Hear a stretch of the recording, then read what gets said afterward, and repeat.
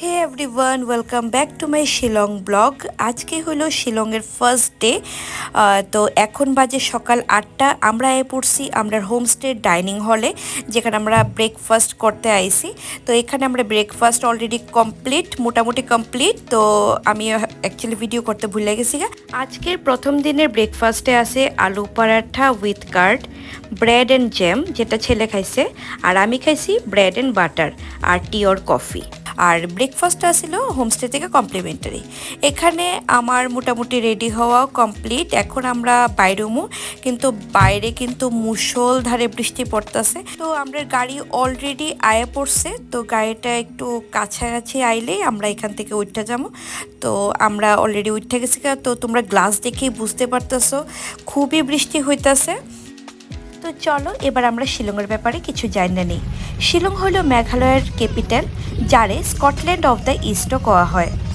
মেঘালয়া প্রচুর বৃষ্টিপাতের লেগে খুবই প্রসিদ্ধ, আর এখানকার ওয়েদার কিন্তু খুব সুন্দর থাকে। আর মেঘালয়ের সিজন কিন্তু শুরু হয় মে মাস থেকে। তো চলো আজকে আমার সঙ্গে তোমরাও শিলংটা এক্সপ্লোর করে দেখবা।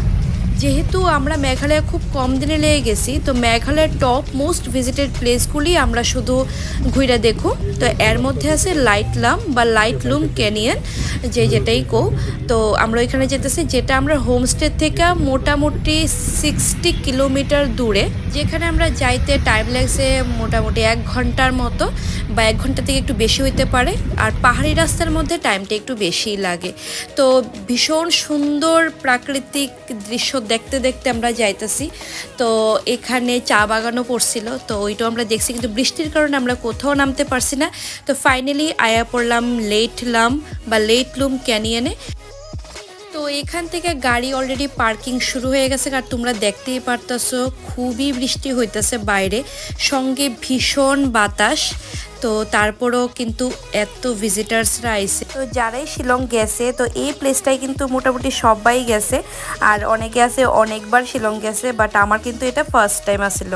তো অনেকে নাকি 2-3 বার গিয়ে সেরেও লাইটলুমটা ভালোভাবে ঘুরে দেখতে পারে না, বিকজ অফ ফগি ওয়েদার।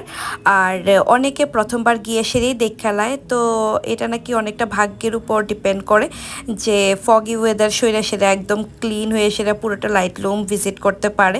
আবার অনেকে 2-3 বার গিয়ে সেরে নাকি পারে না। তো দেখি যে আমরার কপালে কি আছে, আমরা কি দেখতে পারি কি পারি না। লাইটলুম কিন্তু পিকনিক স্পট হিসেবেও অনেক বিখ্যাত। অনেকে সারাদিনে লেগে লাইটলুম ঘুরতে আয়। আমরা প্রচণ্ড বৃষ্টি আর বাতাসের কারণে লাইটলুমটা ভালোভাবে ঘুরতে পারছি না, তবে ভিউটা অবশ্যই দেখার মতো।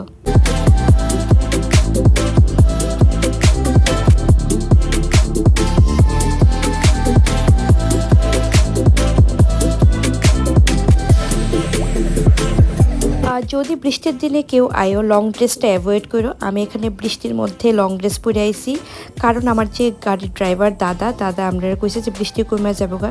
তো সে কারণে আমি ভাবছি যে কিছু হইতো না, কিন্তু এখানে এসে আমি সারা লাইটলুমে পুরা বৃষ্টি ভিজছে। আমি সারাদিন এই ভিজার ড্রেস পরে সেরে ঘুরতে লাগছে।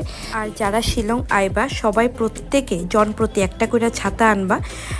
তো এই কারণে কইতাছি যে আমরা একটা ছাতা আনছি বাড়ির থেকে, আর আরেকটা ছাতা আমরা এখান থেকে ভাড়া নিছি, কারণ নিরুপায় হয়ে এসে ভাড়া নিতে হয়েছে। আমরা এখানে ভাড়া 100 টাকা করে ছাতা ভাড়া, আর আশা করি 300 টাকা 400 টাকার মধ্যে একটা ছাতা তোমরা পেয়ে যাবে শিলং। আর যদি আগরতলা থেকে আনো এর থেকে কমে, বা অনলাইনে এর থেকে কমে পেয়ে যাবে।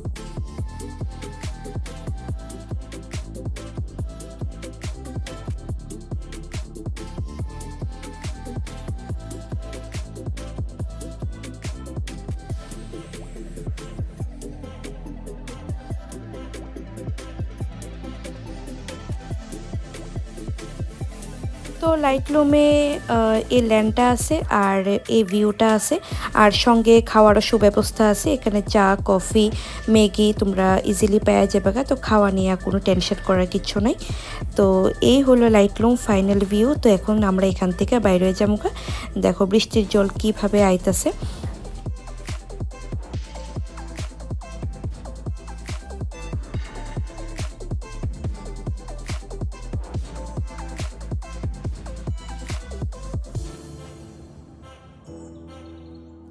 এখন আমরা যাইতেছি Shillong peak, the highest point of the শিলংয়ে। শিলং পিক এয়ারফোর্স স্টেশনের ভিতরে, তো যে কারণে এখানে ভিডিও অ্যালাউড না, যে কারণে আমি রোডের কোনো ভিডিও নিতে পারছি না। যে সমস্ত গাড়িগুলি দিয়ে আমরা শিলং ট্রিপে যাই ওই সমস্ত গাড়িগুলি শিলং পিক পয়েন্টে যাইতে পারে না। শিলং পিক পয়েন্টে যাইতে গেলে একটা নির্দিষ্ট জায়গা আছে যেখান থেকে আমরা টিকিট নিই এবং টিকিট কাউন্টার থেকে আমরা গাড়ি প্রোভাইড করা হয়। ওই গাড়িগুলি দিয়েই এয়ারফোর্স স্টেশনের মধ্যে দিয়ে আমরা শিলং পিক পয়েন্টে পৌঁছি।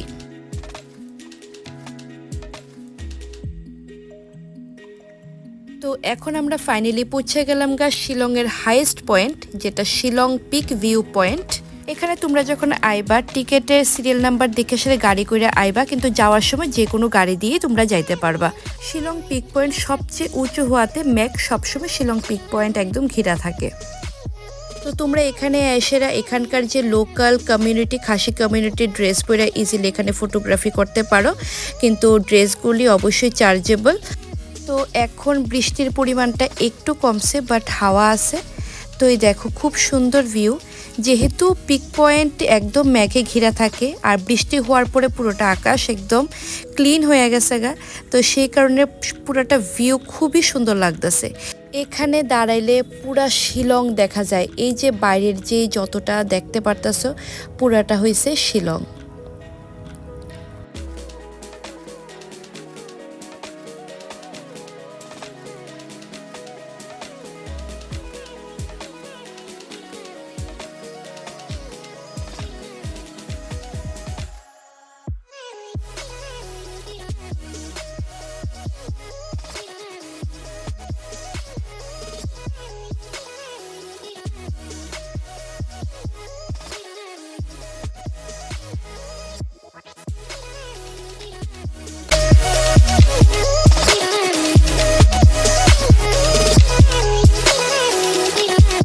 আমরা একদম পিক পয়েন্টে আবার ফ্রন্টে পড়লাম। এখানে অনেক দোকান আছে, তোমরা যে কোনো দোকানে গিয়া অনেক কিছুই এখানে অ্যাভেলেবেল আছে। ফ্রুটস থেকে ধইরা চা কফি চিপস ম্যাগি অনেক কিছু আছে। তোমরা তোমার পছন্দ মতো খাবার এখানে খাইতে পারো আর একদম ফ্রেশও হয়। ওই দিনের শিলং এক্সপ্লোর কিন্তু এখনও শেষ হয়েছে না, ভিডিওটা অনেক লেংদি হয়ে যেতেছে দেখা ওইটা পার্টে পার্টে আমার ছাড়তে লাগবো। তো আজকের ভিডিওটা আমি শিলং পিক পয়েন্টে শেষ করতেছি। ভিডিওটা যদি ভালো লাগে অবশ্যই আমার চ্যানেলটারে সাবস্ক্রাইব করবা, লাইক করবা, যারা পেজ থেকে দেখতেছো পেজটারে ফলো করে দিবা। তো আজকের লিগার টাটা, দেখা হইব তোমরা সঙ্গে নতুন আরেকটা ভিডিওতে। সবাই ভালো থেকো, সুস্থ থেকো।